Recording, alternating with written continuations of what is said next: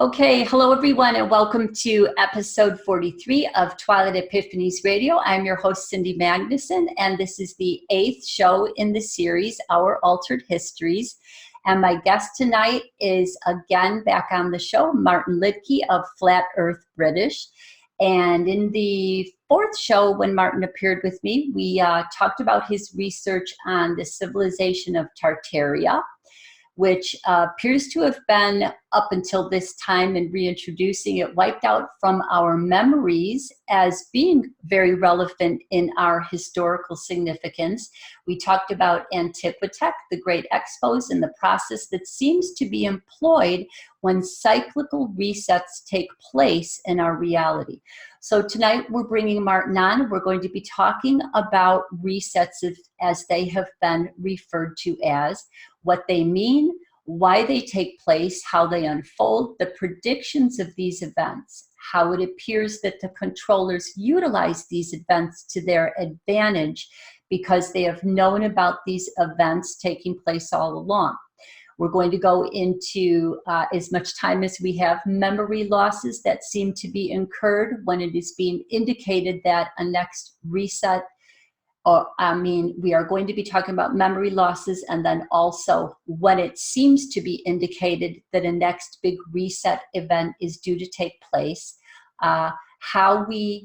Martin has researched and discovered that he believes the ancients knew and prepared for these events, what type of event is expected next, and how we can be prepared on all levels of self to not look at this as a fearful time frame.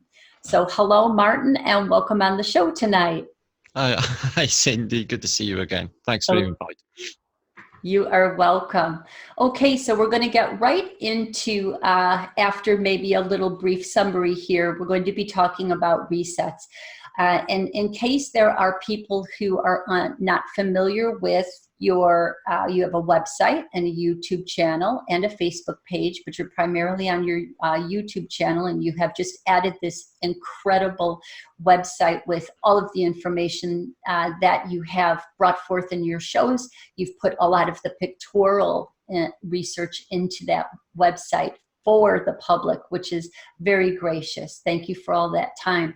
So you have a series on your show called The Greatest Story Never Told. Secret. And The Greatest Secret Never Told. Yeah, I had to change it because apparently the name already existed and I was unaware. Okay, very good. So in that series, as you were expressing, it's difficult to look at that as a whole and try and summarize it. But if I were to ask you just to summarize what's in there, so that to give a little bit of a teaser for the public who hasn't seen those shows, to go to your YouTube channel and watch that show series. And then also you can invite us into, what brings you here with us tonight. So give us a little bit of a foundation for anyone who might be new. Ooh, wow. It can be there is brief. So much to cover. I'll try and cover the last couple of weeks. There's been a roller coaster ride with the last couple of weeks. Now, resets. Okay. Now, they seem to happen in two ways for purification purposes, for cleansing, and that is fire and water. Okay, fire and water. And as you said, Cindy, the controllers, who we have come to the conclusion without any doubt now, that is what they did call the ancient Phoenicians. They've obviously come on a bit since then, but it's definitely them. And they have prepared. The elites have encoded what happens to this place in our reality, but we don't know the code, so we didn't know. But now we do, so now we do. It's there, it's a definite. Okay, so timescales. Now, that I can't tell you, okay? But I can tell you that there has been a shift in human consciousness, okay? And it's accelerating. Okay, and everyone is getting on the same vibration as if we're all preparing for something that we don't even know. Now that's there, okay? So I've been working off of that. But the greatest secrets never told, they are. The first series was just monumental. We released a lot of things on humanity, a lot of new ways of thinking, and a lot of new genres, okay, through fasces, through antiquitech, through the lot. But the last series of Great Secret 10 was about water and dams, okay? And we rolled it out. We rolled out the knowledge and evidence of aquitech, which is colosseums, what they call colosseums, amphitheatres, were not originally a theatre for watching people murder one another, or Christians being fed to lions. Okay, this is a psyop from the Phoenicians to tell you that you're something that you're not. Because nobody, if you do want to go out on a Saturday afternoon and watch somebody being ripped to pieces, you can be putting away. That's not what humans are. Okay, so this is what they tell us we are, but they're not. These are a highly advanced technology of energizing and bringing back water through double vortex paths technologies. Okay, and this water, because these towers could be delivered to a building of 4 to 5 stories high, anywhere in the city, delivered, and all of the underwater fountains, etc., all over antiquity, were also fed by this antiquitech or this aquitech. So that is there. Nobody knew about it. You know, they spinning this tale of, you know, hate, because this is what they do, telling us constantly we're something we're not, we're warring. What do people like to do above all, and what are they best of? They keep telling us warring and murdering one another.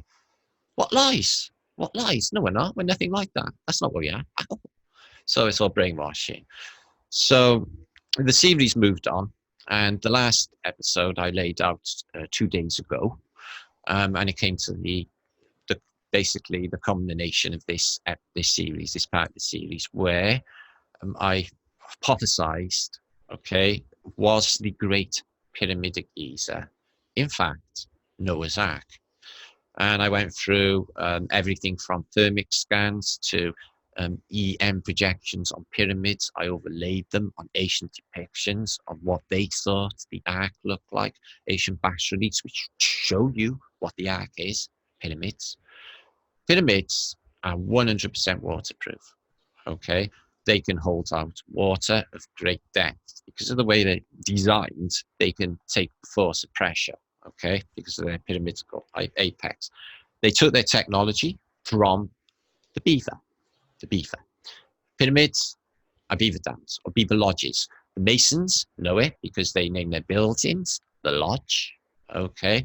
And they even have Masonic clubs called the Beavers, etc. And the Mooses as well.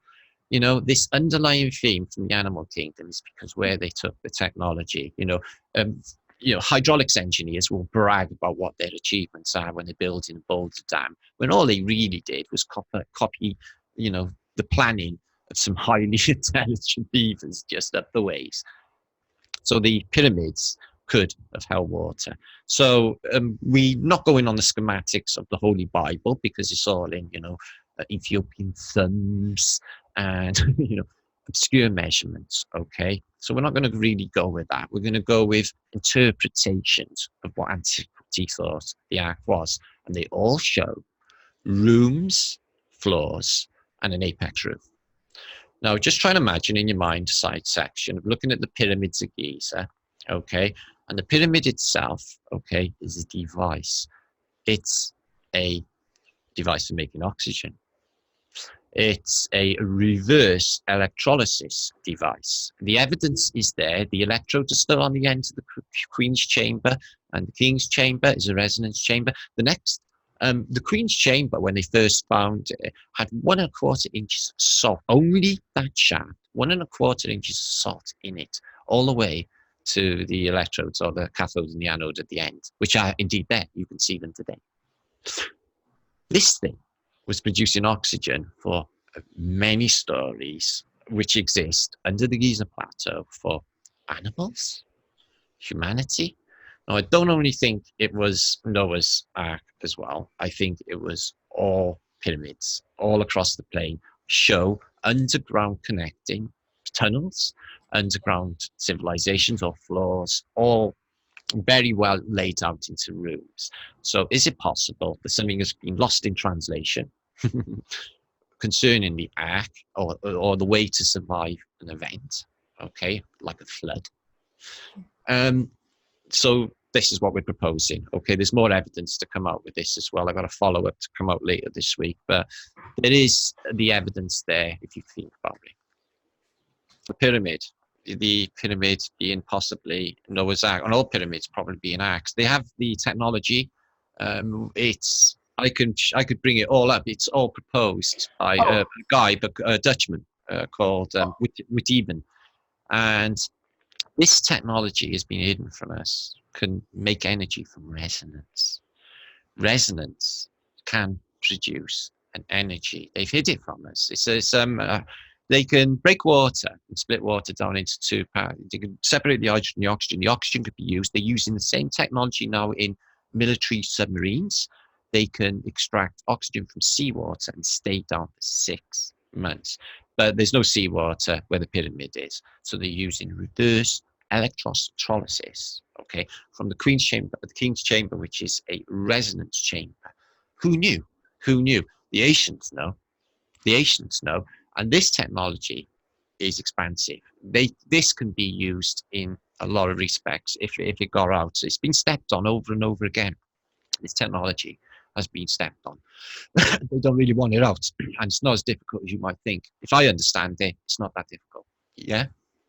Sure. Now, so it indicates to us that the people in past times understood what was taking place in this reality. So they had the big clock all figured out, and meaning they knew how to watch what Revelation says, to watch the signs and know what's coming and be prepared for it.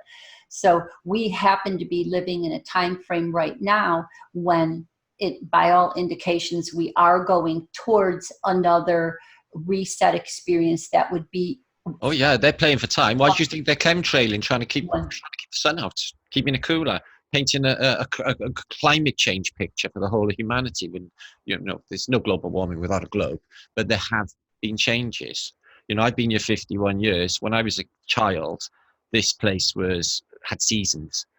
I went to school in September. I was slipping on the pavement on the sidewalk where there was thick ice in September. Now September, there's a hot heat waves. So something's changed. Sun closer, possibly. Us closer to the sun, possibly. It's, there's no escaping the fact that there's something accelerating, and there's no escaping the fact that, I just get this really sneaky suspicion that the controllers are, closing up shop for the season, sort of with the Brexit, rumors of war. Now they're threatening, saying that America could potentially have its first bombings in its history. So they'll tell you. If they do go into Iran, that's the new dialectic that they're spinning with humanity. Although weirdly, they send out a ship that's almost an aircraft carrier. It's almost the Lincoln, which is just ready for decommissioning. Are they going to sacrifice that and do a Bay of Tonkin and start something off? Just thinking, maybe. But that is sort of what they're cooking. So let's just forget about all that because it's dialectics and bullshit. That's what they're keeping humanity spinning on. For the same token, that's playing for time. Because at the same time, they're tunneling, aren't they? And there's everything ready, isn't there? They've got seed banks and Svalbard, and it would appear that they are preparing for some events that is out of their control, which they are. They're natural cycle, they're cyclical events. We've been sort of juggling, are these exterior controller introduced events, or are these a divine judgment from the creator for this place, just everybody going corrupt, listening to the parasites and just going the wrong way? Is it a reset? Because it feels like resonates with everybody, the Judgment Day thing, doesn't it? Does with me anyway. But what I feel, the Tartarians brought the tech. Did you change your volume a little bit? No, man, I never done. You haven't changed anything? Okay, the volume changed a little bit. Okay, no problem. Tech comes from somewhere, all advanced technology.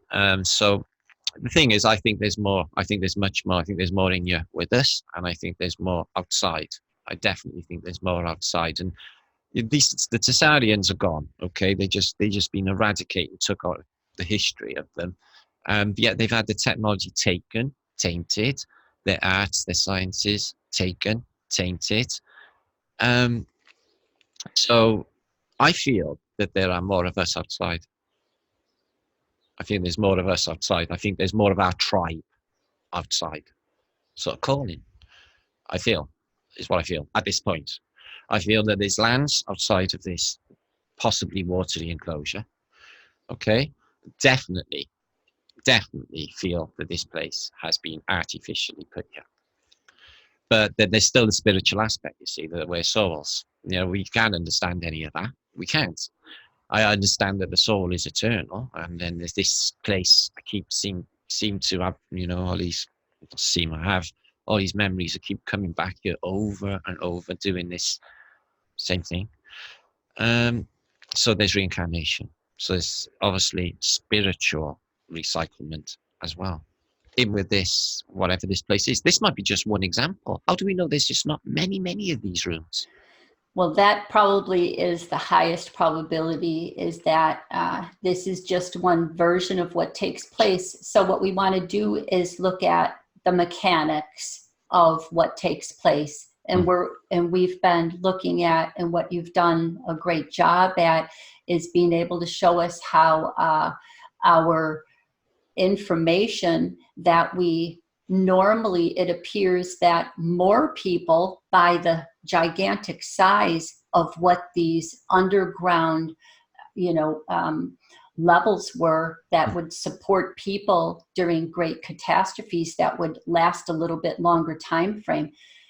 More people were aware than are right now. So in going through these types of resets that take place, whether it's water or fire or wind, even the other elements, and that there are time frames when humanity has more information, is privileged to have it, meaning that there aren't a controller type of entities within human vehicles. More of an organic, sort of development of knowledge, Yes, and again, as you said in spirituality, you cannot escape what you're trying to run from if it has been dictated by a creator experience that you are given free will, except that you are always, as you come into this physical plane existence here, you do leave footprints, and those footprints are part of your karma. And someone in another show was talking about you can't escape what you create here. You have to go through and balance everything before you can move into a true higher expression of yourself. Yeah, it is. It ripples through time, and you're just building building blocks. So when you get to the end, and then it all makes sense. Yeah, I get that. Yeah, definitely. So one unusual way that we could look at this, not somewhat, but it's a very dark time frame here, is that you do have the opportunity here to clear anything that you have been resonating with that's negative. So I'm speaking about who we are informing. We are informing people here that, hey, maybe you've been stuck in these time loops for a long time and not ever moving out of this lower level, and you're trapped by these beings here who are running this false light show here. Yeah. So in your work, when you have demonstrated, in The Greatest Secret Never Told there, how much we can help to activate people to remember that they have, something within them to activate, to remember that it can be very different. You don't have to be divided. You can, as you said, come away from these warring memories and go back to a time frame before it was this dark. And that's what they seem to keep from this particular experience in a realm. So we'll just look at it. This is one type of experience. It's very dark. Most people note that the darkness doesn't last as long, but it will probably last long if you don't figure it out and wake up. I believe you just stay in this time loop under these controllers and you go into even darker experiences, because there are even more, places below, in a sense, what we can refer to it as that, where it's even worse than here. A So, lower vibrational experience, like a bad neighborhood. and yes, and that actually is taking place all over in here to a certain degree. So we see a mini representation of that here, that those people who are there have access to this knowledge about living different, but they haven't removed themselves yet. So in a sense, you can utilize this space as a wake up, because it's so dark that you have to, it's what pushes people. But I don't buy into that we have to suffer, we have to have pain. I only can observe the truth that pain and suffering is functioning as a tool to wake people up, because when it gets so bad, they eventually have to go into a higher thought frame and say, I have to be doing something wrong or identifying with something in order to come out of this insanity. Yeah, you got a point there. Never thought that. Yeah. And of course, we're aware that, as you've pointed out, you are experiencing yourself more interdimensional type experiences of the supernatural and paranormal. So it is true. So there is, as you said, a natural reset that is a function of what we call the judgment days, where you weigh your heart against, have you been balanced in your own judgment of self? Do you feel that you acted in how you would like to be, who you know yourself to truly be? And that seems to be a very big part of what they utilize in these resets, because they're attempting to get people to even move towards darker expressions of themselves, to have more guilt, because that is part of, in this both natural and false reset, is that if you get caught in misconceptions about who you are and who you believe yourself to be, you never leave the time loops going around and around again in the lower worlds. You're just, in a circle, repeating the same thing and never getting out. So I agree with you that I think there is a very natural, it's a karmic consequence, know thyself. Free will is allowed, but in the allowing of free will, yes, mind's consciousness has devolved to these certain levels. We've been demeaned, like it's unimaginable how much we've been reversed and demeaned. But with these, this understanding of this cyclical nature, I think with the people in, maybe more privileged situations, controllers, these elites, oligarchs, etc. I think that they tell them. I think that they tell them the cyclical nature of this place, and they give them the choice whether to be a good human being. And most of them, because of their nihilistic attitude, I think this is why they're also psychopathic, Cindy. They know, and they have detached. They know the cyclical nature, and they're just like, well, what the hey? Just don't care about everybody else. Kill them all, and we'll just do what the hell we want. No, in my mind, I feel this. I feel that Babylon has got to go. Babylon is gonna fall. It has to fall. Okay, and this weird, freaky Babylonian family, the catalyst for the Phoenician mindset. No, I don't even know if they are here or even if they are human. They seem to be devoid of age, time. They show up anywhere from the 12th century all the way up to now. They're still putting them on buildings.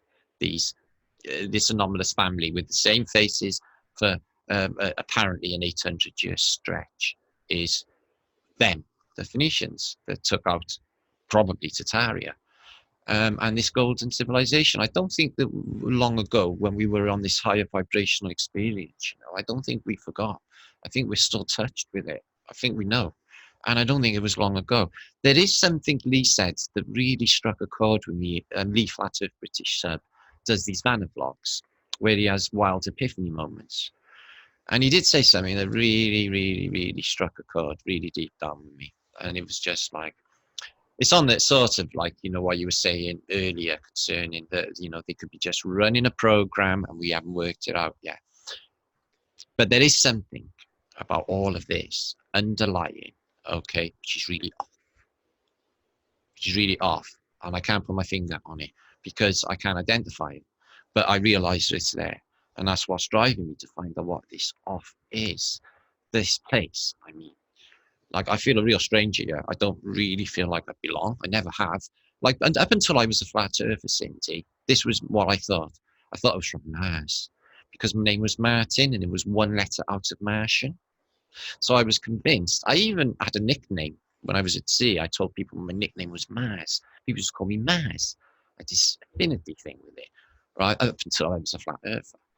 So I've never felt like I was from here at all, from this place. Really weird. Okay, everyone is like, none of you are like me. I'm really alone here. And sometimes you find one or two of your tribe turn up. Took a long time to find my tribe members. Took all my life until the Flat Earth Awakening. And then I found many members who were exactly the same mindset. And I was like, wow, I've just been waiting all my life. The only time that I ever met people similar were at, I suppose, music festivals, Glastonbury and places like that, Stonehenge, where you would meet, you know, extraordinary people now and again. But not really. Most people seem to be NCPs. Well, yes, we were talking. I had, you know what, I had somebody in my comments, right, this morning, it was quite humorous, and she said to me, oh my God, what's the matter with you, man? Are you that stupid? Of course it's not a globe. Don't you realise that they put two sticks in the sand in 3,000 years ago? No, I don't want to tell her about the Siamese stick tests and they're in different time zones and this doesn't work. This is ridiculous. It'd work on a local sun. It'd work on a sun if it was wherever miles away, blah, blah, blah. She doesn't know. She doesn't know anything of what she's saying. So I come back with, I suppose, a little bit of a sarcastic comment. She was getting on my nerves, being self-righteous. And she come back and calling me a pathetic moron for not believing that 3,000 years ago some introduced fake narrative about Greeks, which is why the classical education system is not like the Greek classical education system is the Phoenicians, has been instilled. It's fake as. But they've got to keep harping back to it for their evidences for globes. Aristophanes, okay, Aristarchus, and that most annoying stick test because of Carl Sagan proves zip. So I just said like, oh, so, okay, you've got it then. Two sticks in the sand, prove it's a globe. End off. Enjoy your life. Bye. Wow. People are dense. I can't believe it. So yeah, this is what I deal with. Well, yeah, Well, so it's saying, you know, you were saying that, you know, as I do numerology and you mentioned being a master level energy. So, you know, basically, I look at it the way I look at it, the easiest way. I was talking to you about the dream I had where I was on the Titanic and it was going down. And what was causing it to go down was an inaudible sound. So I interpreted that as the sound wave that does come on during these cycle resets. Yeah, sure. And it's a way of breaking down the old structures from the past that we've built. And I also referenced it too, as I was saying, the 16th card of the tarot deck, which is the Tower card. And that is the lightning bolt hitting the top of the tower, breaking down any man-made structures, the I part of our personality that's the false part of us. So, you know, we tend, it sort of is looking towards the thought frame that people... symbolic meaning that they believe they're closer to God by acquiring material wealth, for example. So it's the breaking down of those both physically and spiritually. So these resets do happen, and that's how I saw, okay, I was in the Grand Gallery and I could have climbed up and saved myself. Now, I'm saying this not for the purpose of saying, ooh, I had this dream, but because of the fact that I believe that was the end of the last golden ages, and it was being broken down, and we were going into this reset that happens at, you know, the midnight time frame. It's over. We're going to start over again with a new type coming in, but you have to go back to the beginning. Well, so if we're going to play the game again with a new character, the new Aryan character, we do have to start out with starting fresh and new. That's kind of fair. Okay, we went to the top of what we could do, etc. there. But it seems that at the end of these events, a lot of the infiltrators come in at this time, or they've been there. As you said, they don't seem human. We have physical vehicles, but what's inside the physical vehicles is completely. That just seems soulless. They're actually called the soulless ones. They're called the Venetian soulless ones. They're regarded as not really having a soul in the same way, and that's why they are covetous towards us, because we have something that they require, which is why they either trying to out our flame through whatever parasitic mind worms, whatever you want to call them. But that thing you talked about, that non-audible sound, that is regarded as the serpent. That's the waveform. It's why it's because it's not an audible sound. It's a waveform, but you still be able to resonate, still be able to feel it and pick it up in your mind. I know that sound. Yeah. No, it's been regarded many times, that sound, that non-audible sound in these. You know, that's your hint for a reset. That was somebody sent me another dream yesterday in my comments, and she said to me, I had a dream about you, Martin, and she said, and I seen a black box in a black chest, actually, in a cupboard. Well, that's really, really uncanny, because 2 weeks ago I bought a box which is black, and it's in my cupboard. Okay, so yeah, definitely, you know, in being a dream analyst, we're going to start to dream more closer together, because we're going to realize how much reality is our conscious dream. It's a living dream. Now, in the experience with the dream that I had, I decided to stay behind, because I responded to the cries of the people. Now, in occult references, they kind of refer to that as the hook. So I had an emotional hook. Now, I could be doing that, you know. Exactly. So you were saying, you know, you feel like you're a Martian. I couldn't believe all of good peeps or like that, little sad faces. No. Okay, so now there are different types of hooks, and that's what the letter J is, and that's kind of why in Once Upon a Time they have Captain Hook marrying Emma Swan. And, you know, basically it's separated energies that are trying to get back together all the time. But I want people to understand that if they're here, somehow, whether it was conscious or unconscious, you made a choice to be in this particular realm at this particular time. So whether we see it as, like you expressed, it can be expressed as a prison, but at the same time, if I'm here and I remembered that I could climb the Grand Gallery and leave, then I know the way out. You know the way out. You know, but they've convinced us more that we are trapped here. So you are here for a reason. Now, I think it's important, and what I've looked at, you know, in my own work and my personal life, is what are the emotional hooks that can tend to have someone at the time of transitioning in a death experience decide to stay behind for whatever reason, and do something again when they could have moved on. So there is an attack on families as part of the itinerary of what these controlling factions. That's why I had all my family killed last year. I'm sorry. I only had, it was only a small family. There was only me, my wife, and my son. She died 3 months later. My only other close relative, my mother, and we were like that, which I was caring for. Within 3 months, 1 week, before I'm on stage in front of the world media in a Flat Earthers convention in Birmingham. My wife died. 1 week, 7 days before. It's uncanny, isn't it? When there's like all of them thousands and thousands of days that we were together. How come it would have to be right then? It's too much coincidence, Yes. too much, just very, very, very strange year last year. I thought it was just like, I took it as a positive. See, I thought, well, I wouldn't have been able to look after him if anything hit the fan, get him out of Dodge or what have you, because I'm a prepper. So I thought that it was the creator clearing them out of the way because something bad was going to be happening is what I thought at the time. I thought, oh God, well, let's just save them getting taken out. Them wicked.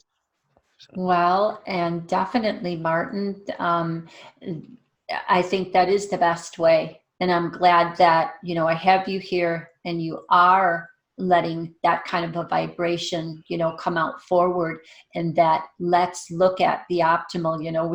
Martin and I were talking before the show about some events that took place around me. And we always, after we have the initial reaction to something, which is what's taking place overall in all the media that's attempting to keep us in a lower vibration, it's okay to have the initial reaction, but as best as you can, then go to that optimal perspective and look at it and don't resist it.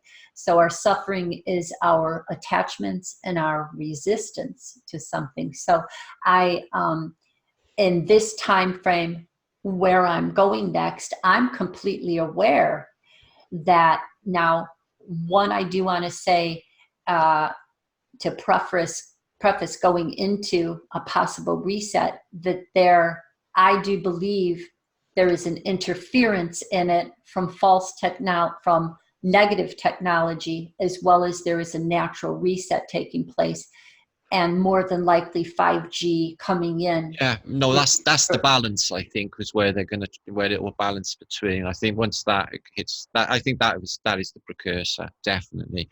Look, the fracking, for example. What do you think they're doing with fracking? Because they're not getting energies out of the ground. They've already got free energy, you see. So they're doing something else, and they're putting some sort of electrolyte, some sort of fluid, which is anomalous. They won't tell us about. And they're pumping it under the ground into the water table. Now, there's something in that as well. And what is going on above can't be ignored. I photographed it yesterday. I watched them switch on the chems, lay down a complete grid pattern, and the beautiful summer's day had disappeared. They blocked the sun completely over the city. Watched it happen out back in the garden. It's just, this is happening. Okay, this is happening. That they are altering or whatever. People say different ideas for what they're doing up there. With Bluebeam, etc. I don't go down any of those roads. But the same token, they seem to be playing for time. Now, I juggled this week with that epiphany moment that I spoke about earlier with Lee, are they playing for time because they care? Because they know and they care. And then it occurred to me, oh my God, no, they don't care. They could not care less for us. They have world wars, they kill millions, they reset us regularly. They're psychopathic, they're poisoning us, they're poisoning people with the food, all of it. The vibration, they mess with the vibration. The place is poisonous, it's toxic. So for that token, they've not got our best interests at heart. For that knowledge alone, I think people should, just stand up for themselves, take sovereignty, and, join together and under the common understanding that we are ruled by people who have no care for us and would be sooner have us dead. Well, you're just going to Stockholm syndrome and suck up to that. I'm not bowing to them. I'm not going to ever bow to them. They got to go. And I will, as long as I live, I will push that. I will poison people against them, is what I will do. Yeah, you definitely, when you get into me there, talked about them being soulless. So if someone has made such negative decisions over an extended period of time, they lose their soul. And what happens is then they wander eternity in the in-between dream planes, in a sense. Yeah. And those are the ones, there are shadow aspects in there. There are mental astral bodies that are lower level from both living and deceased people. And then there are these soulless entities. And those dark entities, which are in a sense like just the thought form from the past, that gets into the human vehicles. So, of course, it's a process of trauma, and then that trauma weakening someone and them letting that in, and that person not being healed. And, of course, then those humans who are infected, in a sense, with that, they're taken completely over, and the true human is pushed out and sometimes just tethered to the body out to the side. So yes, in a sense, it's not that there is a soulless being that's inhabiting these people. And of course they call on them, and I was listening last night and to some of the, both you were talking about the geoengineering going on and how the storms that are part of the floods at this time, even though it appears that, and we'll talk about this, that we're going towards a more solar plasma type event this time, there are also flood situations happening all over the world. They're all over the place, and they are sort of a part of it already with earthquakes that will increase. But this man was talking about the geoengineering. It's geoengineering.org, a big website. And, they have the literal scientific proof that when these hurricanes and cyclones moved in, they were held in place, similar to how it happened in Texas. They were held in place. So we have natural occurrences that we should normally be prepared for, that we've had past lives where we were prepared for them and doing them differently. And yet in this particular realm, at this particular time, we are under the influence of entities within physical vehicles that are attempting to harvest souls to an energy, because they're lower energies. They feed off the adrenaline. They feed off of fear. As I was going to say, I was looking into a whistleblower in the UK who is reporting about how Child Protective Services has so much to do with these pedophile rings, and how one person who is a victim said that it's mostly wealthy men in positions, and women also in here too, totally part of it, but who are were coming to have sex with these children, were wealthy, and they weren't the working class people as much. It was obviously above oligarchs. that. It's part of this Phoenician mindset. They worship It Moloch, is. they sacrifice children, and they are pedophilic by nature. This is it.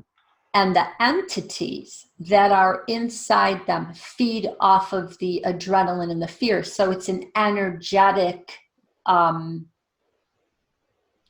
that takes over them. And that's what, they do. It's a It's dark energy, though, isn't it? It's a dark worm level insect energy. Yes, the dark side of it. Yes. Very, very dark. So, I've read a few studies on that. There was that film that was out years ago, Sin City, and they had a serial killer on there. And he said, he was killing people to try and experience this dark energy. And when he hit it, he said the dark energy was a white light. So he was, always pursuing this white light through dark energy. They tell loads of clues in that film, Sin City. Lots of clues underlying in that film. It's good film for decoding. There's other meanings to it, you see. But yeah. That definitely is what has taken these people over, and they're doing things that a normal human would not normally do because of what has been come into in these hyperdimensional energies into their vehicle. Now there has to be a weakness, a trauma, and of course that's exactly what's taking place, the over-sexualization of children. So this, and why we're talking about this is not to shed on all the negative alone, but for more awareness to be observing of what kind of an itinerary, what kind of a process is imposed upon humanity, so you can reverse engineer, because that's what you're doing. You are reverse engineering everything in your shows. And yes, everyone has the ability to be triggered and woken up in their memories by watching your shows. And that's what's so important. Mm-hmm. So when I first got into this series, I wasn't aware that this was going to be revealing so many different clues within my dreams that I had had. And so now we're talking about resets both being a natural experience. That is a good thing. Now, I believe we should all be more focused on what the positive side of it is, can be, to put in the resonance of how beautiful an experience is to cleanse. It's like if we were doing a parasite cleanse on our body, we may have a little bit of a pain time frame. We are going to have to make sacrifices to leave what we have identified with that's not true. And that's what's happening in our government situation. It has turned. So what I want to emphasize, and why I like what you do and how you present everything, is that we do want to emphasize the positive of it. And I believe it's not just a story of Tartaria and the Infiltrators. It's a story of all time that takes place. And eventually, is the end meets the beginning in these circles as we're going around and spiraling. You basically are meeting in the Phoenicians, your nemesis, your complete opposite. Yeah. It's your complete opposite. Yeah, I just can't stand them. And they control every aspect of our look, well, you're not even driving down a road, you're driving down a shipping lane. Every single aspect of our reality is based on the sea. We're under maritime law. You go in a court, you go into the dock, everything. And that makes zero sense when you're on, on land. And they're all over the architecture. And look, if you your parents don't register you when you're born after 6 months, they say that you're lost at sea. That you're lost.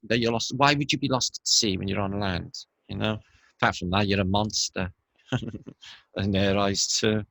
And it's all untrue. So, here is you're meeting both the opposites of you, and you are meeting the similarities of you. Well, I am.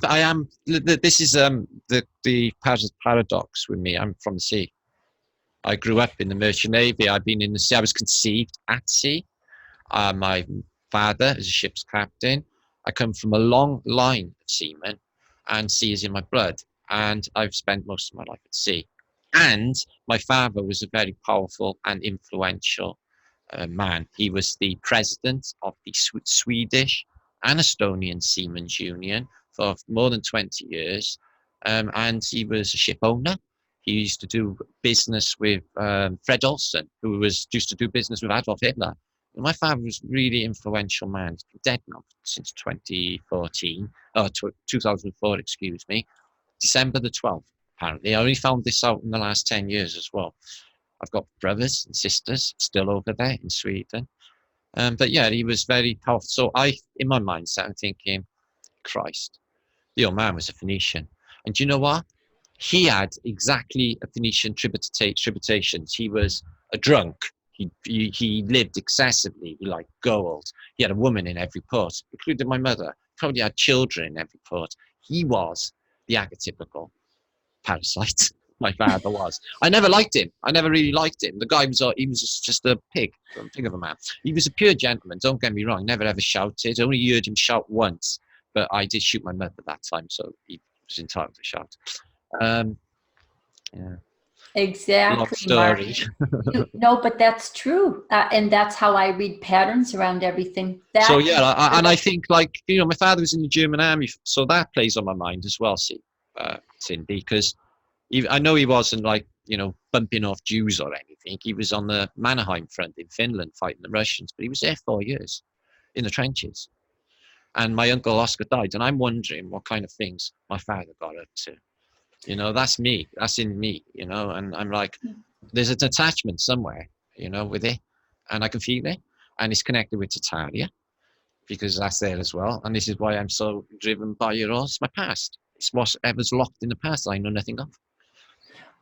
But you're here to set a seed into this genetic line of change, and that's significant. I even feel like I seeded genetic lines with both of my children, and I knew I was coming back to complete something and do something there, and I seeded different genetic lines with, you know, my energies, and I'm leaving that to be unfolded when it's ready. So you are, whether you were always within the Phoenician genetics. Yeah, no, it's always been there in my life. See, this is the thing, you know, my childhood was wild, drunken parties, and my mother was a very beautiful woman.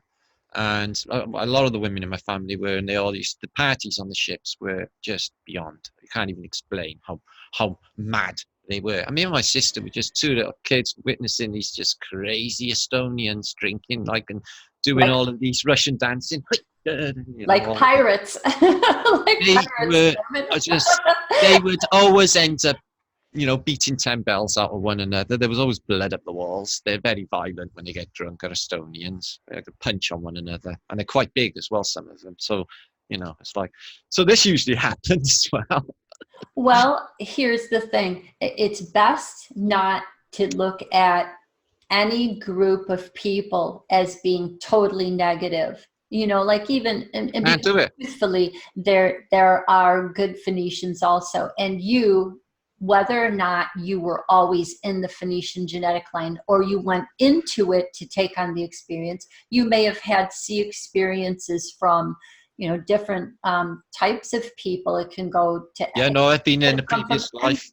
Yeah. I got memories as well. But, and I knew the second day I first, you know, when I was a kid, I was, you know, I didn't hit any serious storms up until I was about 17, and then I hit a hurricane. But, you know, the moment I was in that, I knew instantly that I'd been in one before. I was like, oh, this again. Oh, God, this is hell. Oh, I'm going to be so ill, you know. And but I knew because I'd been in one before. How could that be possible? You know, the comfort of knowing, I mean, because that was a comfort. It's like, oh, I know what to expect. Oh, this is going to be bloody terrible. This is going to be like a nightmare. And which it was. And I would be seriously ill. You know, exactly. Dying. It's a continuing story. And so, you know, as we were talking about, part of these resets that take place is that some people and most of the population tends to lose their memory, whether or not, you know, and I was mentioning earlier that for what I believe right now, there are a multiple number of different types of experiences that are going to take place during this reset, both induced, natural, and also experiential, because whatever you are in resonance with is what you're going to experience. As I mentioned, I had told Martin about that dream earlier, where I asked once in a dream, what would happen if I followed this person's theories about what he sees is going to happen in the world? And in that, I dreamt of what I don't think I got to finish telling you, but so I'm in a house and we're being bombed. I'm with my daughter. This was the what if dream. And I end up seeing Air Force One with a big nose on it, which at that time that I dreamt it years ago, I never heard of drones. I couldn't imagine Air Force One at that time, you know, bombing our houses. But when it hit our house, I went into a death experience. It was all dark, but I called on my two children and we walked into a new reality. Now, that was a probability dream. If I followed a line of thinking, later on, I learned that that airplane was a drone.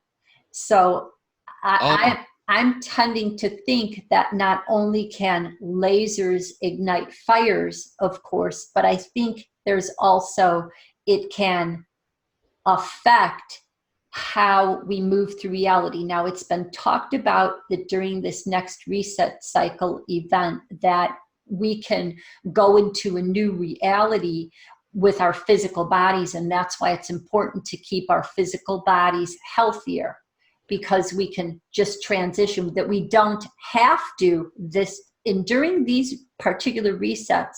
I guess it's been prophesized that you don't have to lose the physical body during these particular big events. That's right. So some people do transition earlier and go that way. That's why I'm saying it's all different. So I'm thinking now that what was happening in the dream was a garage door opens up and the sheriff's police are on the other side. And I'm thinking in the dream is that what just happened is gone and reality's continuing again. So where we have heard about these people suddenly coming into places but not seemingly remembering that they just went through a catastrophe, like the Chicago fire going to the first expo. Maybe it was that type of a reset experience where a lot happened, but they just go into a new reality. Yeah, I get you. Yeah, I see exactly what you're saying. It's just, that transition point. So that's just crazy. I think that's just mad. Why not? Look, it would explain a lot, wouldn't it? Especially with the introduction of the empty cities, etc. Yeah. Yes, the empty cities. That's why I said all of a sudden, all of your, it comes from somewhere. Secret never told shows are starting to answer all these questions, and this technology to reset. Now, let's talk about. Have you said something about? Because I didn't see that part of the show, but the flashy memories zapper. Flashy thing. Okay, so is that just part of the Men in Black, or obviously they're giving clues as to all that, but I haven't heard all of yours. Well, that's not a theory. I just did it at that one time because somebody actually said in my comments. I thought, wow, imagine if we did through the television, everyone's watching it, and they could just use that one little flashy thing, because that technology actually exists, and everyone just wipe everyone's mind and just install a different load of memories, a different reality. Because everyone's seeming really off just lately. I don't know what it is, but everyone's believing really weird stuff that is obviously just bullshit, and they won't even get, I can't get my head around why everyone is like it. I just don't know what's going on. It's the television. It's the television, the food. It has to be. But flashy things, yeah. No, I had a really unusual experience the day that they put CERN on. Okay. I was working in a garden centre, and I was keeping an eye on my watch. There was an hour between us and Zurich, so I'm checking on my watch and thought, right, it's going on now in 3 minutes. So I sat there and I went to the back of the warehouse, out of the way, just sit there and see if anything happened. Okay, boom, it's on. And then the only way I can explain it is I had a feeling like that everything, I was just got separated. Everyone else was on another plane and I was on another. That's the feeling I got at that time. And then it was this the 2012 awakening online, everyone was getting into with the main calendar, etc. But I think that was a catalyst point, actually, that 2012, because it was only 2 years later, or just maybe 2014, or 2015, excuse me, the flat earth had emerged. So, and that has been a paradigm smasher for everyone, that this alternative history that it's shown,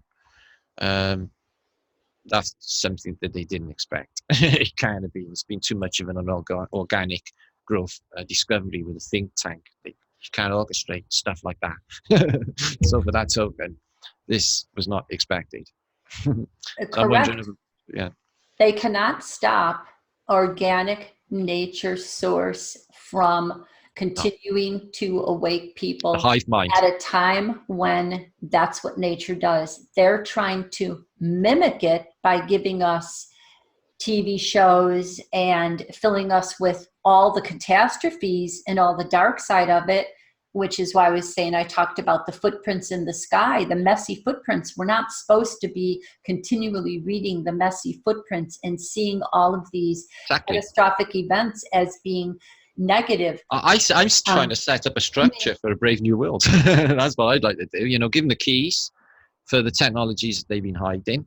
Technologies that are there, they are there, okay, but they just don't tell us, and just expose them. Then people can, better minds can take these technologies, utilize them, set them up. This stuff can be used. This stuff could save humanity. It really, really could. This place can be, there's no need for deserts when they can terraform them, when they can turn them into green. The whole of Sahara Desert could be turned into a green pasture land. No problemo. But they don't do it.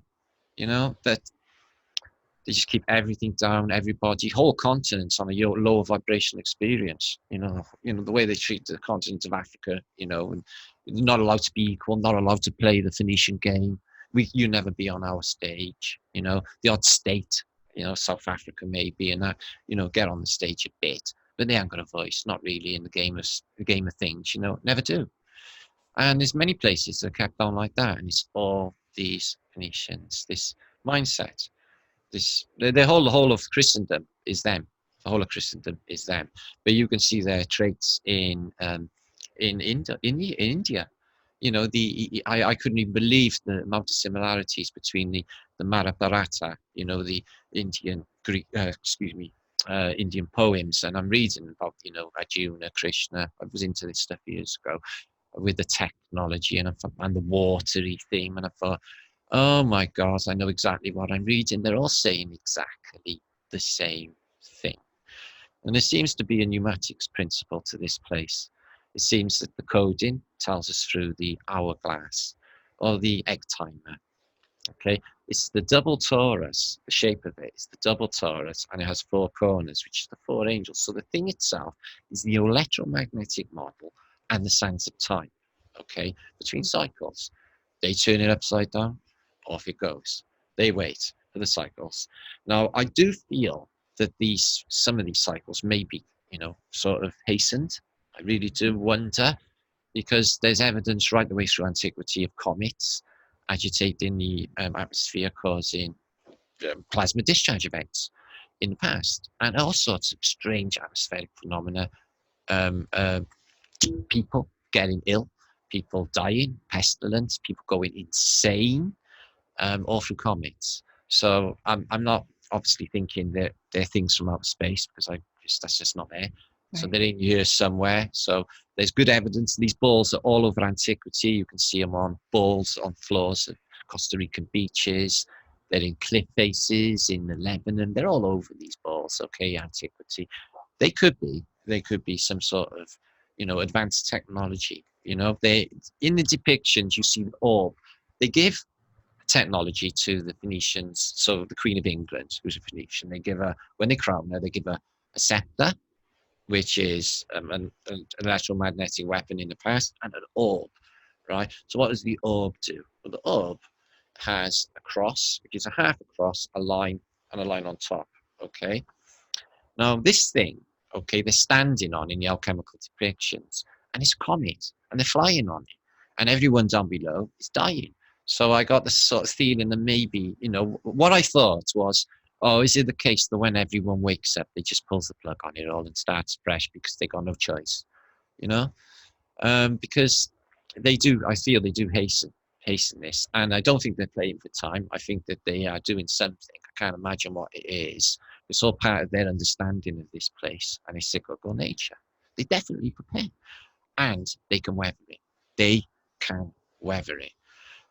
As for outside, I do feel that there are physical structures. I really do feel that there are, physical exits. But what about this for an idea then, Cindy? What if, when this moment comes where we've all lifted our spirituality, we've all lifted our vibration to meet the day, okay? And what if when the sun stops and it's closed, what if that's actually a portal and a way through the Dome area? I think 100% it is a portal. That's what others have been presenting. It is a portal. Yeah. And I do tend to feel that is a natural part of leading up to it. They do talk about the comets coming and then people get sick and different things happening. And they probably do induce worse sicknesses, as they are doing with all of the lower frequencies and everything they're doing. But the point here is that a judgment day is that we do need to wake up and like Martin Kenny had mentioned that in his opinion, it is a radiation field that's going to come in at this time of this sonic boom, like this solar event, that the radiation is so high that if you are not cleansed enough on all levels of self, that a lot of people are going to naturally get sick because their bodies are already sick. And that is happening already. So I can kind of see it. It's not one event happening. I do believe people are having their own personal resets, and then there's, a big type reset. Radiation, as in electromagnetic radiation from 5G, probably. Well, see, that's just it. They're trying to mimic it with their false representation. Yeah, I see what you're saying, and making it worse. But they'll play anything, them different, them different aspects. They could play all at the same time. Could very much confuse the whole situation for people. Well, here is what judgment's about. Judgment Day is how we judge ourselves. And in doing my spirituality work, I can observe when people believe that they are following a spiritual concept, but behind it is a complete fear space.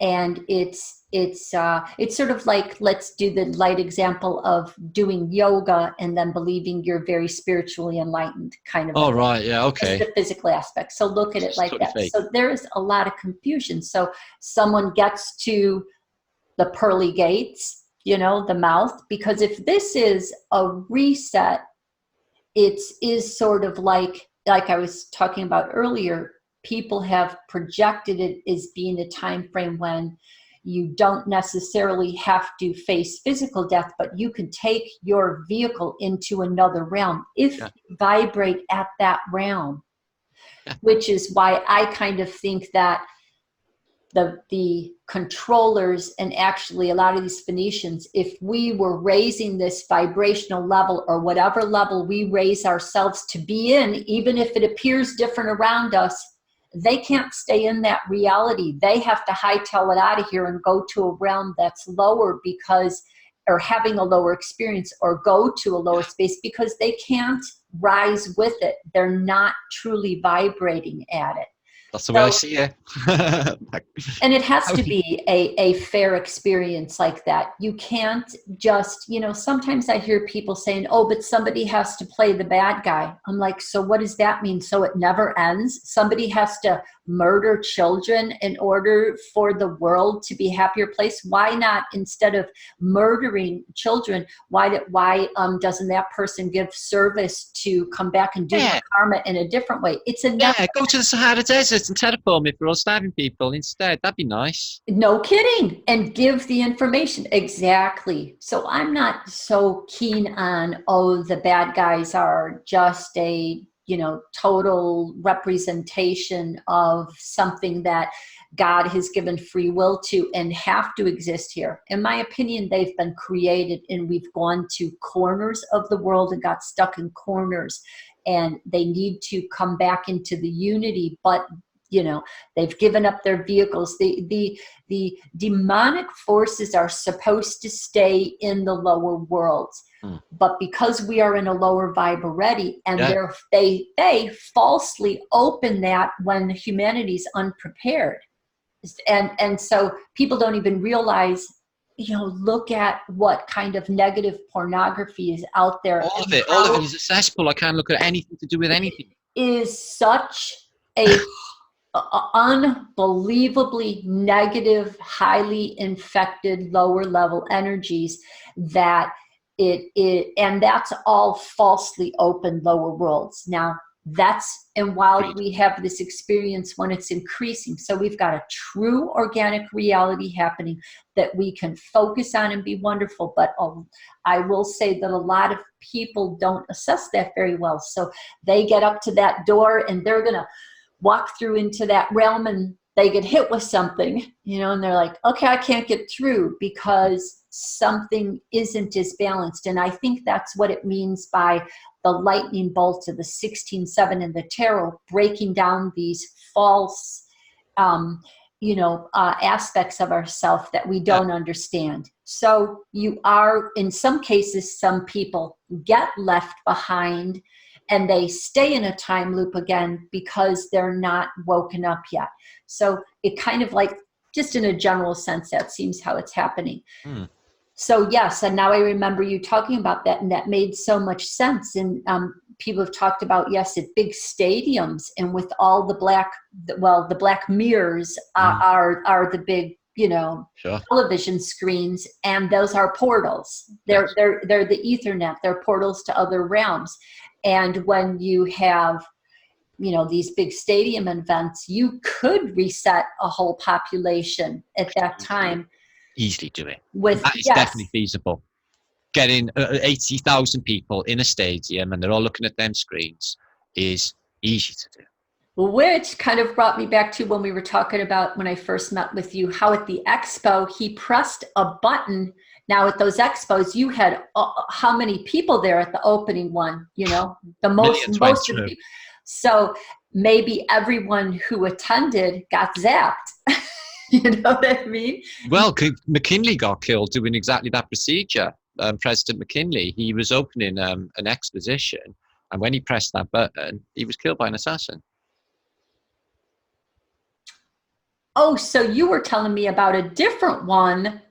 There's been a few weird happenings with these. Oh, wow. Okay, so that's the historical event. The McKinley was killed in the kickoff of an expo. So I even talked about a different one, and I didn't know that it was in that type of so that's what you were telling me. Holy cow. Okay, so look at the symbolism there. And very true. Okay. So that is a lot more of the truth of what's happening. So what we want is for everyone to understand that this is a good thing coming, that it's an opportunity to go into a higher state of consciousness, that it will take work and sacrifice, that it's better to do that work before these energies. I don't believe it ever comes on strong. I've seen clients going. This is the time now, it's a good chance, for everyone to, any, drugs, gotta go. Yeah. Any sort of toxins, anything that they introduced, it's going to be hard with the diet. I can assure you with that. Okay, Yeah. I'm finding it difficult to shift. I'm still eating fish, but the meat's gone. I study, I'm basically magnetizing and vortexing my water, but there's apparently, Cindy, so I got told, there's a machine to do it. One of my subs has got one. So I'm going to look into that. It actually, vorticizes, double vortex paths. Okay, yeah, structures the water, yeah. For you. Yeah, there are different ways that you can, and that's basically why the women stir the soup and why they see the witches in the cauldron. It's because they're stirring in. Yeah, those are all the little things that need to come back again. Look, it's all of it. It's the ring dance the humans do. We feel this need to, when we're together, to join hands. Join a circle, and we all dance around together. Well, we're creating, with our own Taurus systems, we're creating a bigger, more beautiful, vaster Taurus system, which actually emanates out into the ether for quite some distance. We are this. Okay, can you imagine the reverse side of that when they get 80,000 people on a lower vibrational experience in a stadium under back mirrors, subject to witchcraft? Can you imagine the effect outwardly from that stadium? Yeah, it's not as if there are 1,000 Buddhas meditating. Exactly. That would be amazing. But and it's why how these events afterwards, when the losing team doesn't win in the division, then there's so much violence. Very true. I mean, Britain, football hooligans, they'll batter one another senseless. I used to go to the football and I was involved in it all. It's an absolute nightmare. You should see the level of violence, in Cardiff. football. Yes. There's a thing called the Soul Crew. They were quite famous in the UK. They got banned from stadiums regularly, but they turn up 2,000-3,000 strong. They meet the opposing team for a big rumble in a car park in Birmingham somewhere, and loads of people get carved up with razor blades, etc. This was the 1980s. It was a weird time. But yeah, do you see that vibration? And that was normal. That was after, right, you've been to school all week, and that was normal weekends entertainment, was getting drunk, all the nasty things that you shouldn't have, and going down to the football on Saturday for a good old fight. This was Saturday. This was normal life for British people. I can't believe that. I'm saying that, but it was. Mm-hmm. Been normalized and taught, and as we know, they knew what they were doing. It's all social engineering. Yeah. They were social engineering to be horrible to their women as well. British men were sort of really just treated their women like dirt, in the kitchen, and this sort of idea. This was like British blokes for a generation after they come out of the war in them demob suits. That generation that went through the 50s, 40s, 50s, and 60s, they were brutal towards women, and they were allowed to be. It's weird, isn't it? Things yes, the suggestions. And so on a note of, because it popped into my mind, but how the Grinch stole Christmas, and then I kind of always have had this Cindy Lou who, also note around me, but the children get together, not just the children, but all the adults. And it doesn't matter if all the material stuff is gone. They're around the center tree, the tree and the tree of life, the Garden of Eden, Mount Meru, and they sing. And singing now, as we've said, I saw someone question, how do we know what kind of a wave is coming in? Because, I talked about a dream where there was a negative black wave. Well, there is negativity from the past that we're going to see a wave of it as we pass through this time. Maybe we don't visualize the wave changes. Maybe they're just that subtle. They just ripple through and it happens, and it's just... I will tell you, I've been feeling ripples all the time. We shift realities all the time, but I want to say that there is both a challenging dark side to not get affected by and infiltrated that you do need to take yourself out of, but there is also a positive vibration, good vibration coming. Now, to neutralize their dark wave, we all need to sing around the tree. Oh, I do that anyway. If I'm from Wales, we always sing, you see. And the holding hands. So metaphorically, that is significant. It's just interesting that you said it. They turn around the maypole every May, don't they? What do? They grab them, they interpret the exact electromagnetic model and the way that the luminaries move to the sort of Mount Meru, and they follow it in and then back out again. This is the May. This is the maypole. Yep. I was Mount Meru.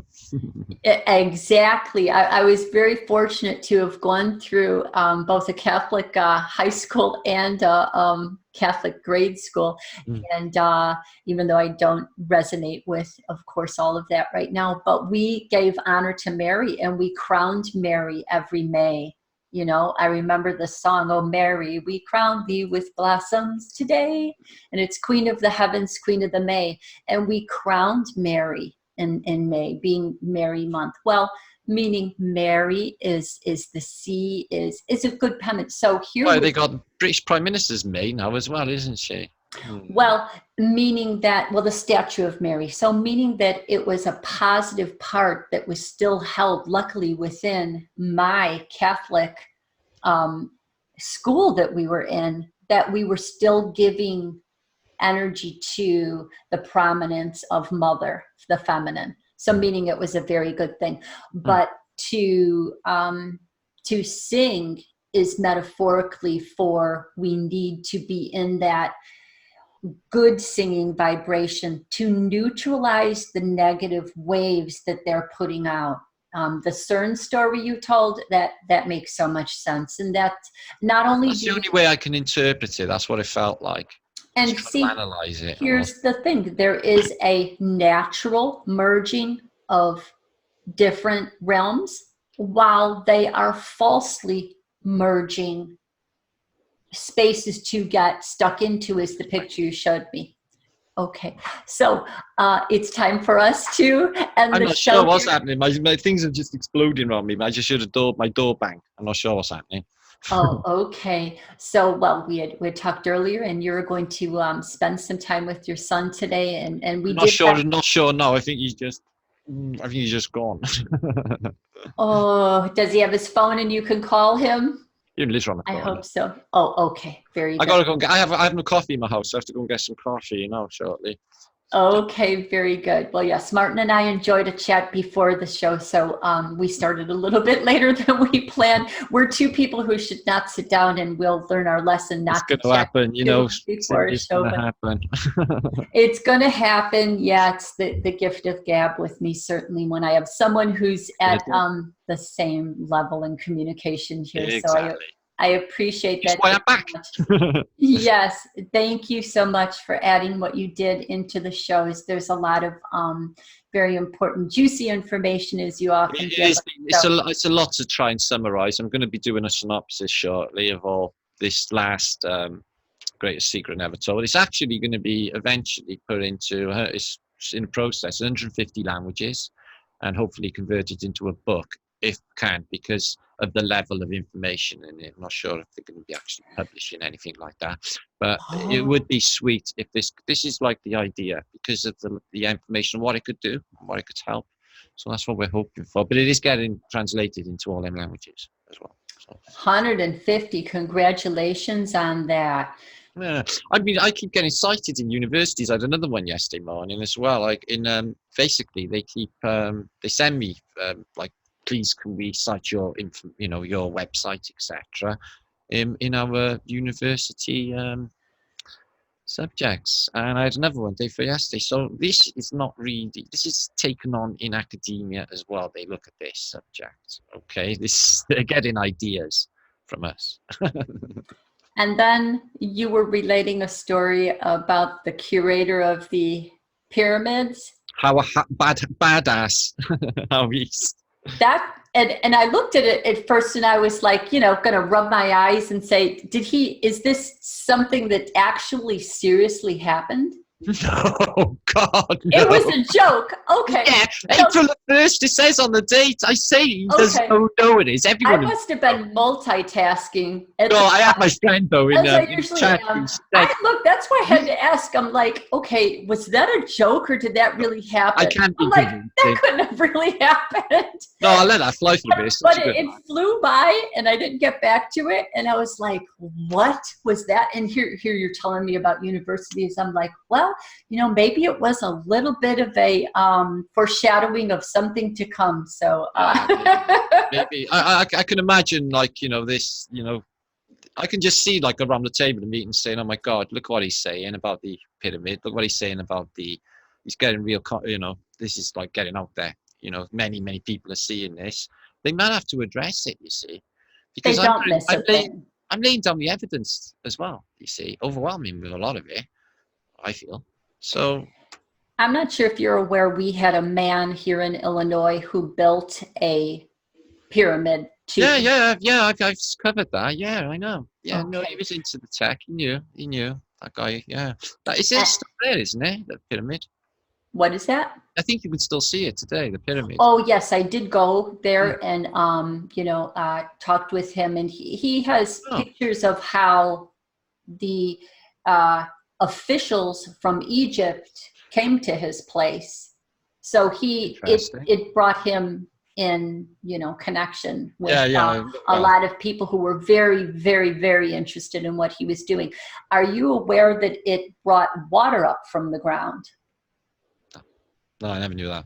So when I'm not sure if it was, it used to be painted gold. I think they had to change it because it was too high of a reflection of something. But at some point, and I'm not sure if the gold had something to do with it, but the pyramid itself actually brought water up from the ground. Okay. And that water had a high resonance energy to it. And the family did live in there, but Dan Winter was saying that you can't live in there for very long. You should only be just visiting in there because something about the energy. I bet it would be like going in a crystal room. I bet it'd give you some headaches and stuff after a while. Yeah, he said he'd know anyway, Dan, wouldn't you? Dan Winters would know. Yes, he would. Yes, yeah. So, What a mind. What a mind. I always, look at his work. I do. I have to take aspects of his work, especially with electromagnetics. The guy is right on the money. Just be a flat earther. Be crazy. Okay, so I haven't looked into what his ideas are about. Oh, I think I've seen that he still has globe Earth sure. information, and okay. And again, there are people who relate to whatever I've been on a loads of globe believer channels and etc. for picking my brains. I've no problem. I was one myself a long time ago for my sins. I think there is I don't know, it's kind of interesting. I kind of stay in a little bit of a neutral space towards allowing people to talk about concave and curve everything, and if there's a different looser way of the words they're saying, sometimes I can still see the similarity in it, but at some point, it's whatever you subscribe to. And I do believe more in the flat plane. I just haven't subscribed to. Well, I just not a globe. Any absolute, I do not believe in the globe. Yes, that it is in the pictorial form of what, of what NASA is saying. And as well, I just like the way that Martin Kenney talks about interpreting the information that NASA gives a little more loosely, so that you could see how they were saying a half-truth. Yeah, they're so occultist, aren't they, NASA? Yeah. Yes, and I only say it loosely only because that way, that if we learn to interpret with a slightly different angle of perspective on what someone else is saying, then sometimes we don't have to take it so harshly. Because if we have a harsh feeling about someone else's, work, sometimes that can be a backlash on us. So, and meaning that it's unfortunate that it becomes a fight between globe versus flat, is what I'm saying. I would love for that to be over with. I really would. I asked Max, a couple of times now, if basically come over my channel, because he was calling for unity across, different, different thoughts across the truther community, but he's not interested because he doesn't want the backlash at his channel, because he's so, I don't see that from my perspective. I think that's wrong. I just, just because we're talking about the environment we live in, and no proof of whatever they're saying, but I'm not going to argue the point. I'm wanting to bring it up. I was going to talk about history, but you couldn't even overstep that. You couldn't even go beyond that. Sure. Yeah, I've heard him kind of try to say he tries not to take a point either way. It seems that he has some pressure from somewhere for some reason, but again, he's delivering information. Maybe in the future. I'm going to ask sure. Again. I think there is great, Roman. That's a good way to end the show, that there's definitely an opportunity to see us all coming into greater unity and letting go, because that's also key to. Division's no good. United we stand, divided we fall. And they don't say it for nothing. Mm-hmm. I always say, together we rise, together we grow. So thank you, Martin, for joining us here today. I much appreciate it. I will have all your information below the show, both in the radio and the YouTube. Tell us your website before you go. Yep, it's Flat Earth British YouTube. I've got Flat Earth British Filtered as well. That's my backup channel. And I have a pretty cool website with an endless amount of free books for you to view.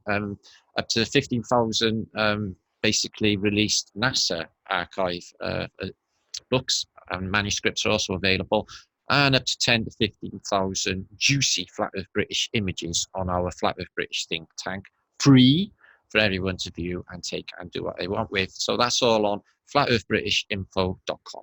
flatearthbritishinfo.com. Wonderful. Thank you. Much appreciate that. I've been there. It is amazing.